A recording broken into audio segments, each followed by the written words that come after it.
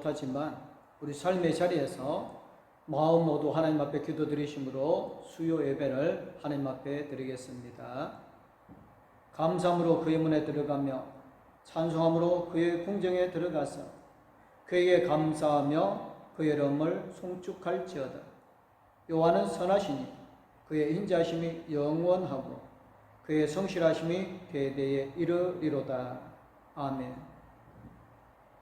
목마른 인생에게 영원한 생명수를 허락하신 하나님 아버지, 독생자 예수 그리스도의 희생으로 저의 죄를 용서해 주시고 새 생명을 주신 대속의 감격으로 살아가게 하시는 은혜에 감사를 드립니다. 오늘 예배를 통해 문제 앞에 당당한 주의 군병으로 세워 주옵소서. 주시는 말씀을 통해 저희 안에 꿈틀거리고 있는 이기심과 탐욕이 사라지고 괴로운 문제들을 넉넉히 이길 수 있는 믿음의 병기를 안고 세상으로 나가게 하여 주옵소서. 예수님의 이름으로 기도드리옵나이다. 아멘. 찬송가 543장 하나님 앞에 찬양 드리겠습니다. 어려운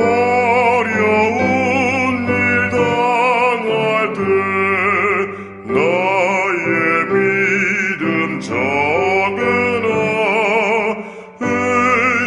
의지하는 내 주를 더욱 의지합니다.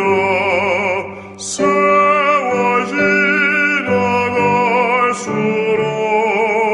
의지할 것뿐 일세 무슨 일에 당해도 예수 의지합니다.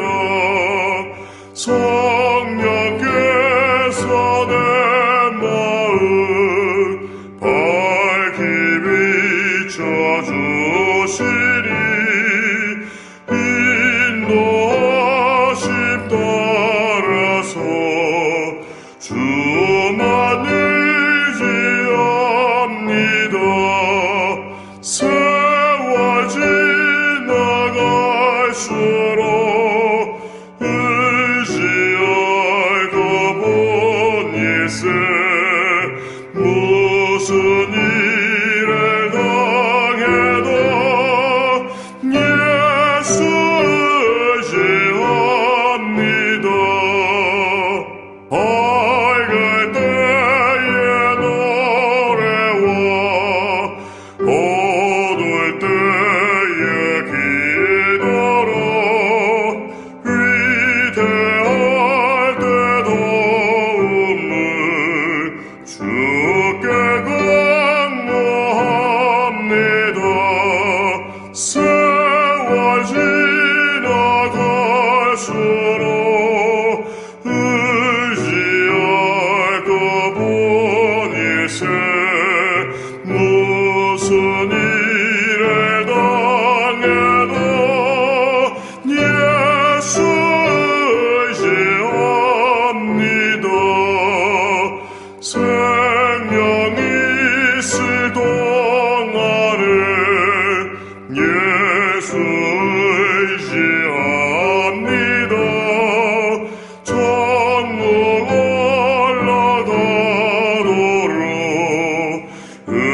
의지할 것뿐 일세 세월 지나갈수록 의지할 것뿐 일세 무슨 일에 당해도 예수 의지합니다. 오늘 우리에게 주시는 말씀은 요한복음 21장 1절에서 6절 말씀입니다. 그 후에 예수께서 디베라 호수에서 또 제자들에게 자기를 나타내셨으니 나타내신 일은 이러하니라. 시몬 베드로와 디두모라 하는 도마와 갈릴리 가나 사람 나다나엘과 세베대의 아들들과 또 다른 제자 둘이 함께 있더니 시몬 베드로가 나는 물고기를 잡으러 가노라 하니 그들이 우리도 함께 가겠다고 나가서 배에 올랐으나 그날 밤에 아무것도 잡지 못하였더니 날이 새어 갈 때에 예수께서 바닷가에 서셨으나 제자들이 예수이신 줄 알지 못하는지라. 예수께서 이르시되 얘들아 너에게 고기가 있느냐 대답하되 없나이다. 이르시되 그물을 배 오른편에 던지라. 그리하면 잡으리라 하시니 이에 던졌더니 물고기가 많아 그물을 둘 수 없더라. 아멘.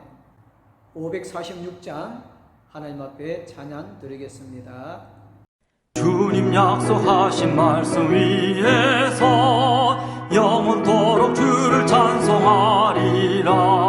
소리 높여 주께 영광 돌리며 약속 믿고 굳게 서리라. 굳게 서리 영원하신 말씀 위에 굳게 서리 굳게 서리 그 말씀 위에 굳게 서리라.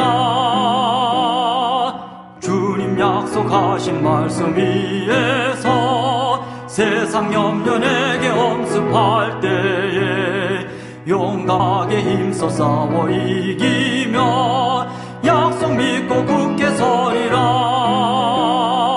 굳게 서리 영원하신 말씀 위에 굳게 서리 굳게 서리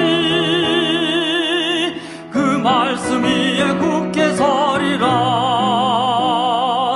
주님 약속하신 말씀 위에서 영원하신 주의 사랑 힘있고 성령으로 힘써 싸워 이기며 약속 믿고 굳게 서리라. 굳게 서리 영원하신 말씀 위에 굳게 서리 굳게 서리 그 말씀 위에 굳게 서리라. 주님 약속하신 말씀 위에서 성령 인도하는 대로 행하며 주님 품에 항상 안식 얻으며 약속 믿고 굳게 서리라. 굳게 서리 영원하신 말씀 위에 굳게 서리 굳게 서리 그 말씀 위에 굳게 서리라. 요한복음 20장 30절 31절을 보면 하나님께서 사도 요한을 통해 하신 말씀이 다 끝난 것처럼 보입니다. 예수께서 제자들 앞에서 이 책에 기록되지 아니한 다른 표적도 많이 행하셨으나 오직 이것을 기록함은 너희로 예수께서 하나님의 아들 그리스도심을 믿게 하려 하며 또 너희로 믿고 그 이름을 힘입어 생명을 얻게 하려 함이니라. 아멘. 이런 목적까지 밝히는 것을 보아 그렇게 생각이 들지 않습니까? 그렇다면 요한복음 21장은 요한복음의 에필로그, 즉 맺음말과 같은 말씀입니다. 본문 말씀은 부활하신 예수께서 요한복음 21장 14절의 증거대로 제자들에게 3번씩 나타나셔서 있었던 사건입니다. 첫 번째와 두 번째는 제자들의 유대인들을 두려워하여 문을 다 닫고 모여있는 곳에 부활하신 예수님이 나타나셨고요. 세 번째는 본문 1절 말씀처럼 디베라 바닷가에 부활하신 예수님이 나타나셨습니다.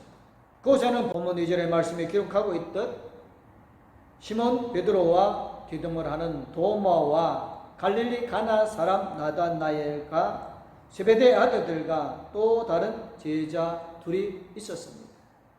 예수님께서 그들의 자신의 부활하신 몸을 나타내 주신 목적이 무엇일까요?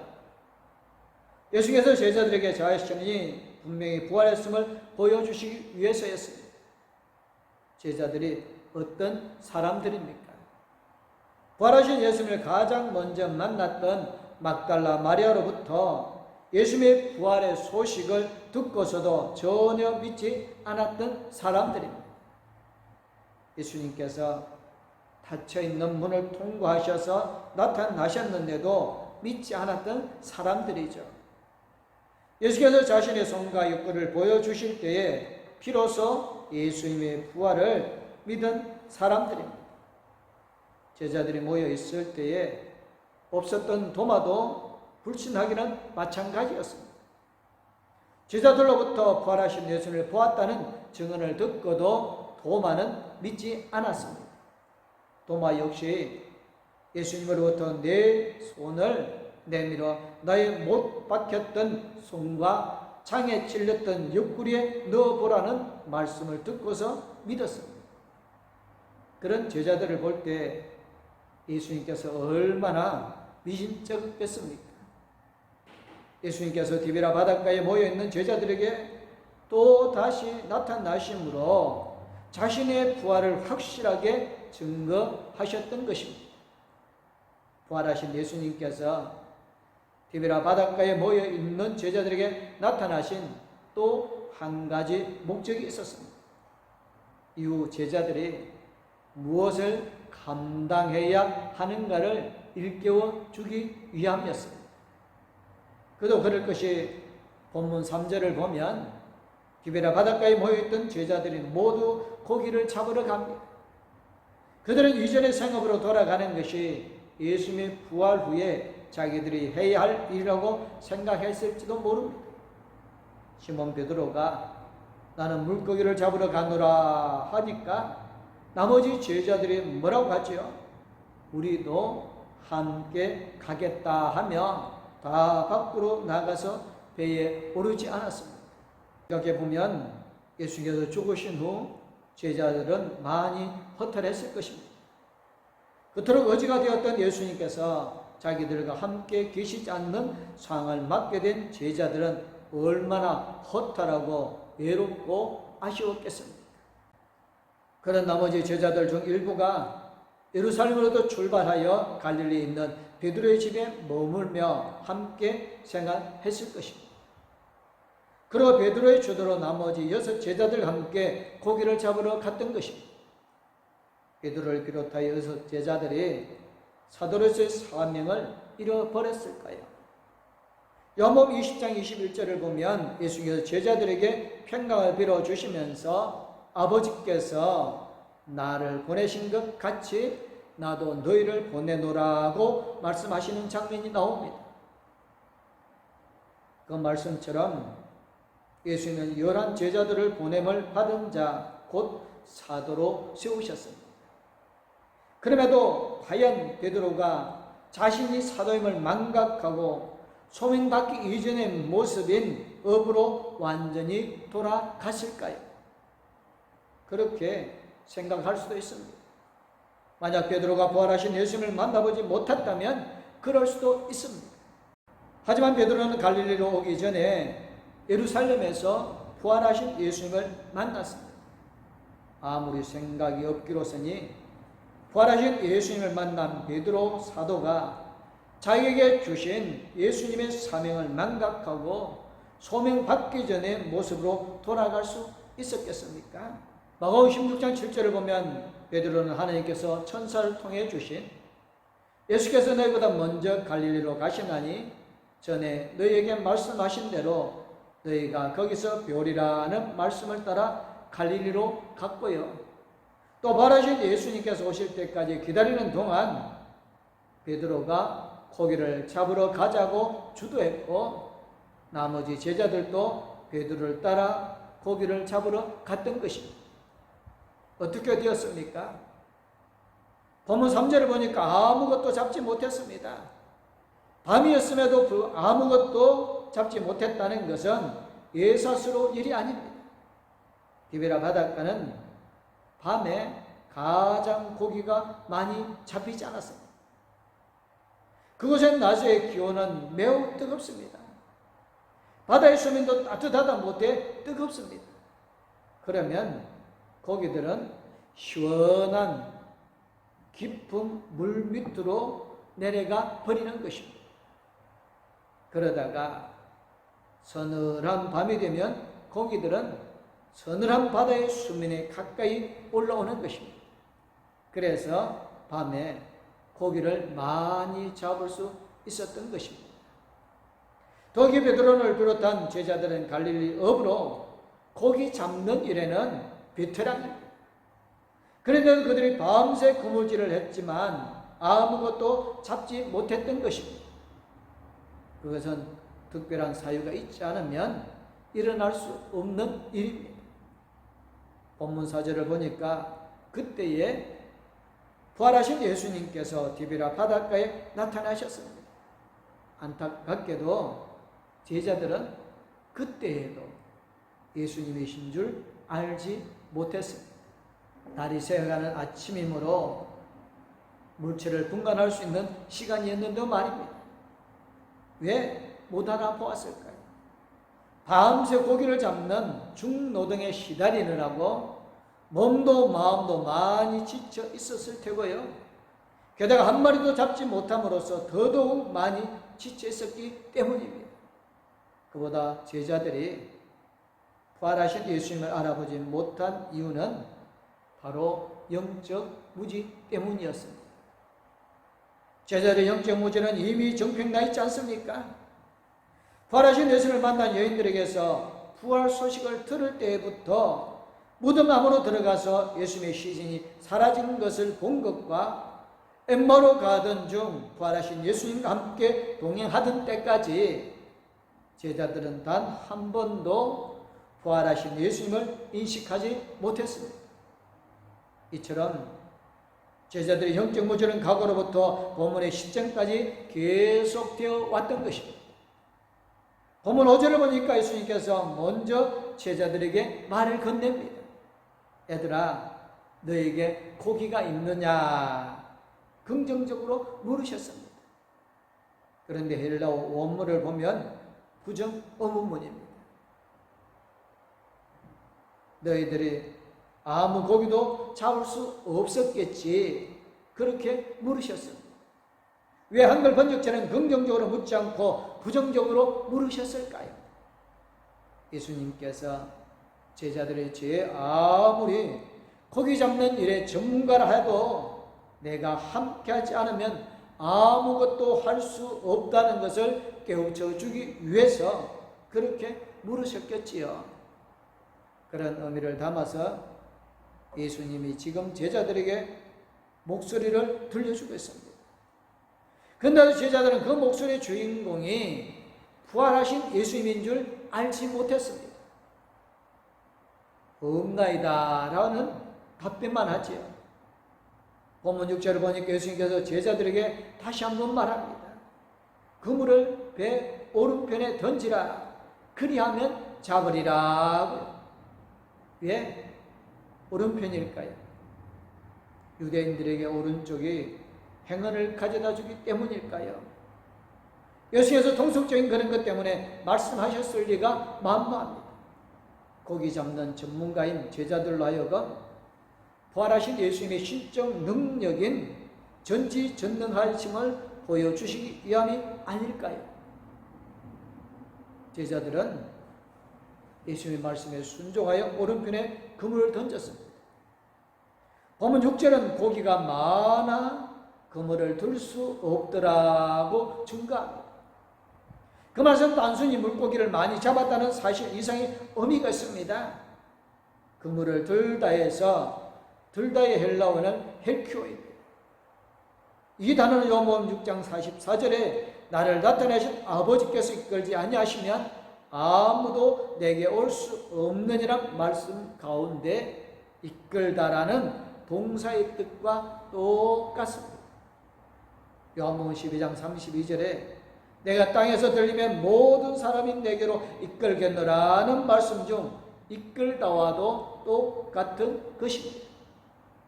즉 예수님의 십자가의 죽으심으로 많은 영혼들을 하나님께로 이끌 것이다 라는 말씀에서 이끌다와 똑같은 것입니다.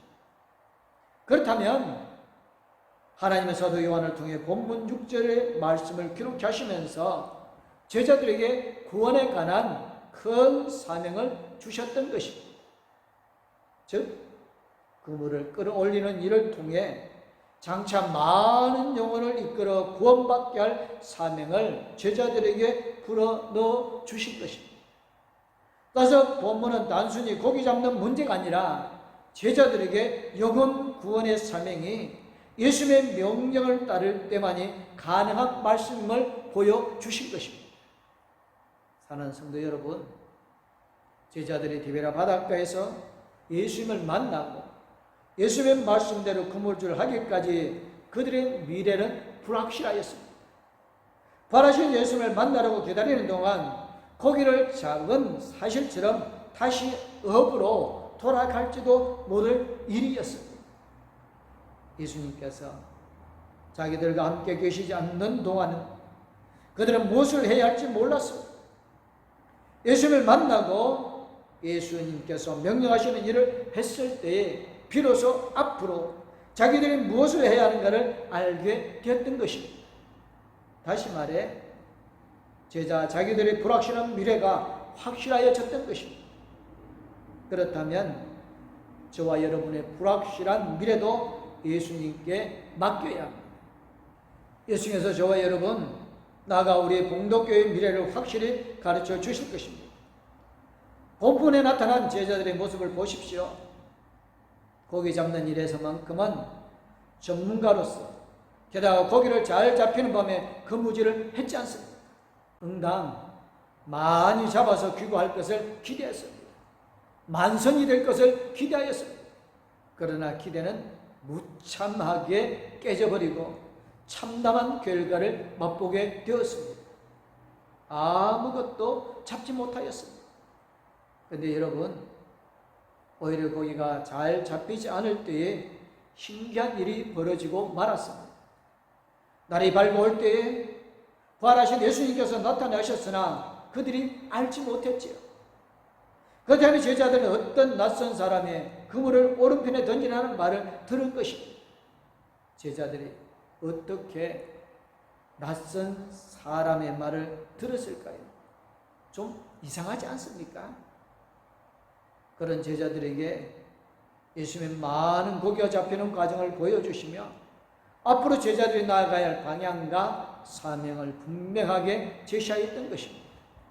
지금 코로나19로 굉장히 어렵고 혼란 중에 있습니다. 이때 우리는 더욱 기도하고 더욱 예수님과 가까이하고 예수님의 말씀에 순종함을 통하여 우리의 불확실한 미래를 예수님께 맡기는 지혜가 필요한 시대인 것입니다. 그렇다면 저와 여러분의 불확실한 미래도 예수님께서 분명하게 보여주실 것입니다. 예수님의 모습을 알아차리지도 못하고 예수님의 음성조차도 모르는 제자들의 불확실한 미래도 분명하게 보여주셨습니다. 하물며 예수님을 구주로 믿는 저와 여러분의 불확실한 미래를 무슨 이유로 확실히 보여주시지 않겠습니까? 그 사실을 믿는다면 우리가 해야 할 일은 간단합니다. 우리의 불확실한 미래를 예수님께 맡기는 것입니다. 눈에 보이고 손에 잡히는 것만 예수님께 맡길 게 아닙니다.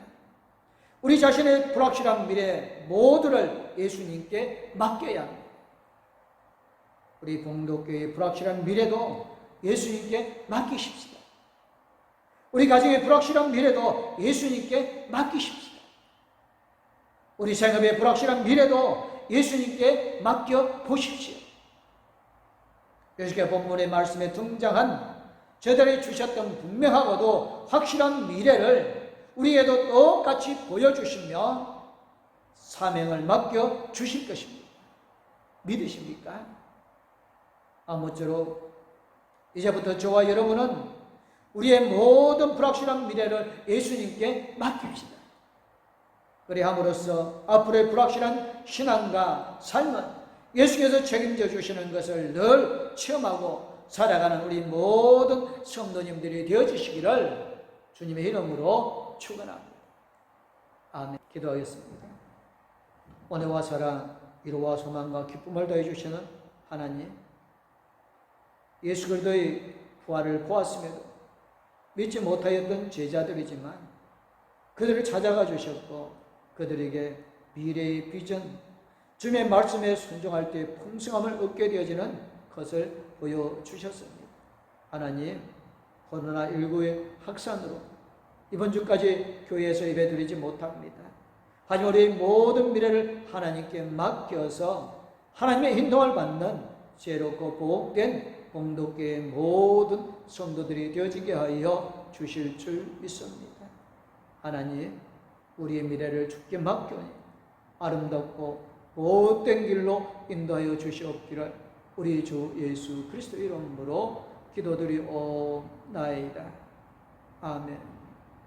이제는 우리를 죄와 사망에서 건져 권하여 주시고 새로운 소망을 더하여 주신 우리 주 예수 그리스도는 항상 우리와 함께 계시며 우리 힘과 능력이 되어 주셔서 우리에게 주신 사명을 잘 감당할 수 있도록 함께 해주시는 하나님의 그 큰 사랑, 우리 나갈 길을 인도해 주시고 동행하여 주실 성령님의 감화 감동 위로 교통 충만하신 모든 것을 하나님께 맡기기를 원하는 공덕교회의 모든 성도님들과 가족들 위해 이제부터 영원토록 함께하옵기를 간절히 축원하옵나이다.